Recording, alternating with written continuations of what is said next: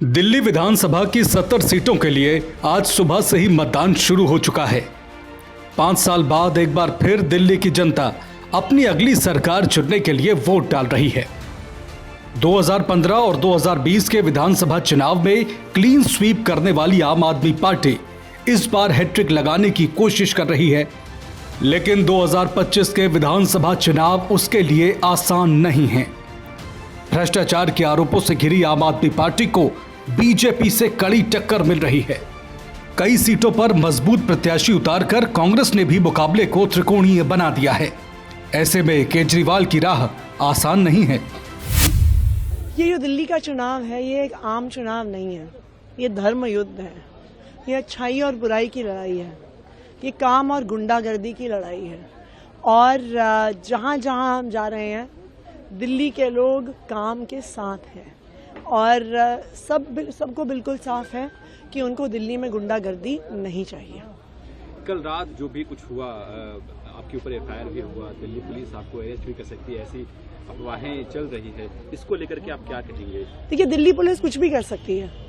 Delhi police खुल्लम खुल्ला Bharatiya Janata party को चुनाव लड़वा रही है। एक तरफ भारतीय जनता पार्टी की गुंडागर्दी है, दूसरी तरफ दिल्ली पुलिस का पूरा समर्थन है। कालकाजी विधानसभा में कई लोकेशन पे जो भारतीय जनता पार्टी से जुड़े हुए पदाधिकारी हैं, वहां पे हमने पैसे पकड़वाए। इलेक्शन कमीशन के फ्लाइंग स्क्वाड तक आए, पर दिल्ली पुलिस नहीं पहुंची। और दिल्ली पुलिस के बिना कोई ठिकाना खोला नहीं जा सकता, चेक नहीं किया जा सकता।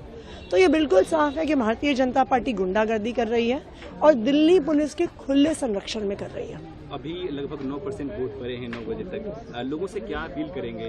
देखिए, मैं तो लोगों से यही अपील करूंगी, भारी से भारी संख्या में वोट देने आए, काम के लिए वोट देने आए। जो उनको जिंदगी में सुविधाएं मिल रही हैं, बिजली, पानी, स्कूल, मोहल्ला क्लिनिक, बस यात्रा, उसके लिए वोट देने आए।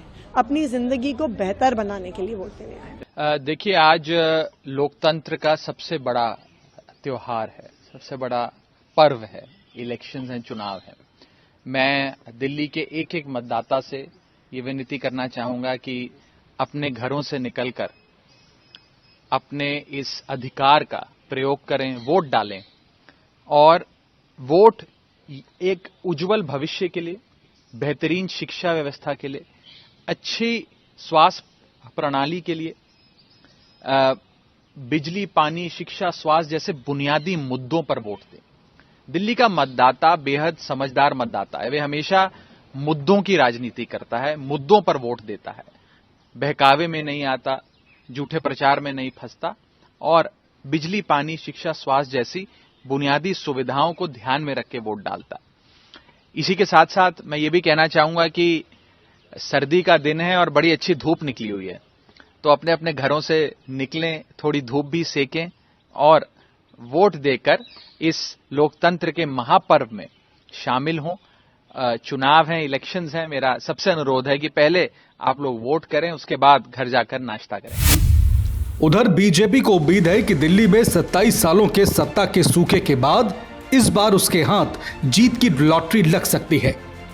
केजरीवाल पर मुफ्त की रेवड़ियां बांटने का आरोप लगाने वाली बीजेपी ने अपने संकल्प पत्र में न सिर्फ लोक लुभावन घोषणाएं की हैं, बल्कि जनता से यह वादा भी किया है कि उसके सत्ता में आने पर आम आदमी पार्टी की सरकार की सभी योजनाएं जारी रखी जाएंगी। ऐसे वादों से पार्टी को उम्मीद है कि केजरीवाल की मुफ्त वाली स्कीमों से आकर्षित होकर आम आदमी पार्टी को वोट करने वाला वोटर उसके पाले में आ सकता है। गुंडागर्दी तो ऐसी दिखाई आम आदमी पार्टी ने कि पूरा सीए के विरुद्ध पूरा दिल्ली को जला दिए। गुंडागर्दी ऐसी दिखाई कि उनका पार्षद दंगे का मास्टरमाइंड आया।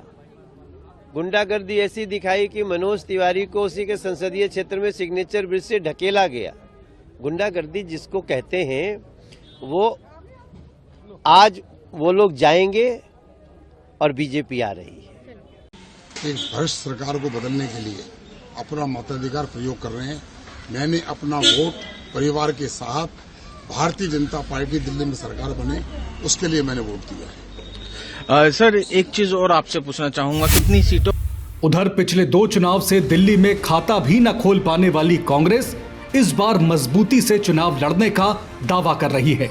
कांग्रेस ने आम आदमी पार्टी के 3 बड़े नेताओं अरविंद केजरीवाल, सीएम आतिशी मारलेना और पूर्व डिप्टी सीएम मनीष सिसोदिया के खिलाफ संदीप दीक्षित, अलका लांबा और फरहाद सूरी जैसे हाई प्रोफाइल कैंडिडेट उतारे हैं।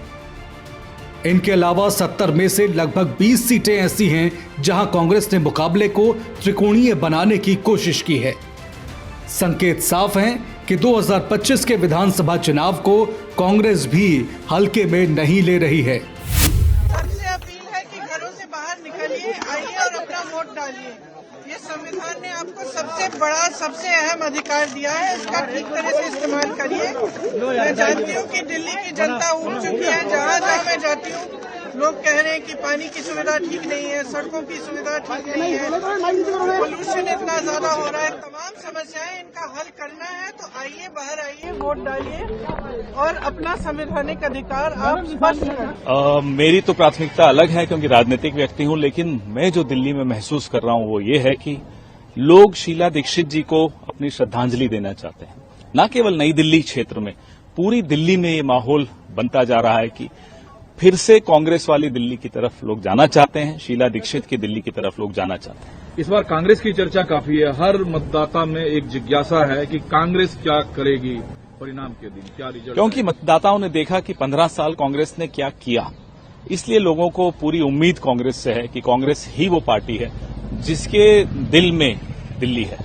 कांग्रेस सरकार बनाने की स्थिति में होगी या कांग्रेस के बगैर? जाहिर सी बात है कि हम चुनाव जीतने के लिए और सरकार बनाने के लिए ही चुनाव लड़ रहे हैं। दिल्ली के विधानसभा चुनाव में कांग्रेस के पास खोने के लिए कुछ भी नहीं है, लेकिन आम आदमी पार्टी और बीजेपी की साख जरूर दांव पर लगी हुई है। भ्रष्टाचार के आरोपों से घिरे अरविंद केजरीवाल को जनता की अदालत से क्लीन चिट मिलने की उम्मीद है। अगर आप ये चुनाव हारती है तो उसके विरोधी उस पर जनता का विश्वास खोने का आरोप लगाएंगे। साथ ही चुनाव हारने पर पार्टी बिखरने का डर भी है। वहीं दूसरी तरफ सियासी जानकारों का मानना है कि इस बार के दिल्ली विधानसभा चुनाव में बीजेपी के लिए परिस्थितियां सबसे अनुकूल हैं, लेकिन अगर वो इसका लाभ उठा पाने में नाकाम रहती है तो हाल ही में हरियाणा और महाराष्ट्र विधानसभा चुनाव में उसे मिली बड़ी जीत के रंग में भंग पड़ जाएगा। आम आदमी पार्टी के लगातार तीसरे बार जीतने से यह साबित हो जाएगा कि सबसे बड़े राजनीतिक दल होने का दावा करने वाली बीजेपी के पास दिल्ली में केजरीवाल का कोई तोड़ नहीं है।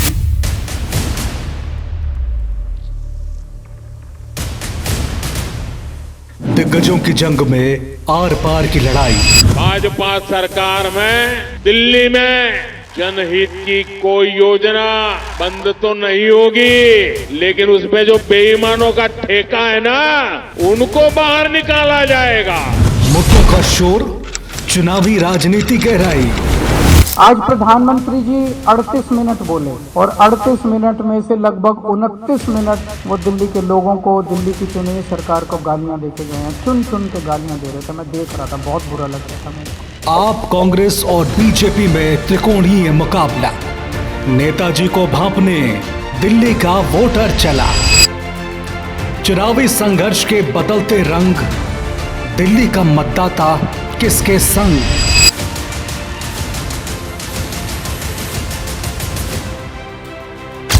कौन बनेगा दिल्ली की पहली पसंद? देखिए दिल्ली विधानसभा चुनाव की महा कवरेज। दिल्ली के दिल में कौन, सिर्फ जनहितैषी पर।